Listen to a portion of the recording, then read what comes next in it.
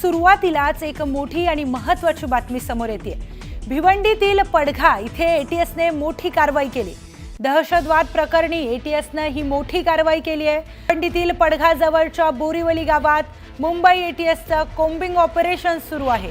22 जणांची टीम या पडघामध्ये कारवाई करते आहे। तर मुंबईमधील भिवंडीमध्ये एटीएसची ही मोठी कारवाई झाल्याचं पाहायला मिळालं। पडघा इथे एटीएसने मोठी कारवाई करत कोम्बिंग ऑपरेशन सुरू केलंय।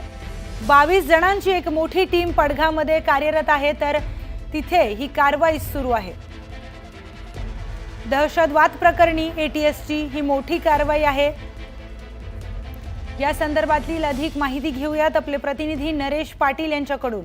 नरेश, एटीएसने पडघा इथे एक मोठी कारवाई केल्याचं समोर आलंय, काय अधिकचा तपशील? प्रियंका, भिवंडी तालुक्यातील पडघा गावाजवळ असलेल्या बोरिवली गावामध्ये मुंबई एटीएसने काल मध्यरात्रीपासून कोम्बिंग ऑपरेशन सुरू केलेलं आहे। या बोरिवली गावामध्ये पूर्ण गावामध्ये पोलिसांनी वेढा घातला असून प्रत्येक घरोघरी जाऊन पोलीस हे येथे तपासणी करत आहेत। शेकडो पोलिसांचा फौजफाटा घेऊन मुंबई एटीएस या ठिकाणी सर्च ऑपरेशन, कोम्बिंग ऑपरेशन करत असून याआधी दहशतवादी संघटनांचे संबंध असल्यामुळे बोरिवली गाव हे नेहमी चर्चेत आलेले आहे। साकीब नाचन असेल यांनाही दहशतवादी कारवाई अंतर्गत अनेक वेळेला कारवाई झालेली आहे। त्यानंतर पुन्हा एकदा बोरिवलीमध्ये अशा पद्धतीचे दहशतवादी विरोधी पथकाचे मुंबई एटीएसची कारवाई झाल्यामुळे पुन्हा पडघ्याजवळील बोरिवली गाव हे चर्चेत आलेलं आहे।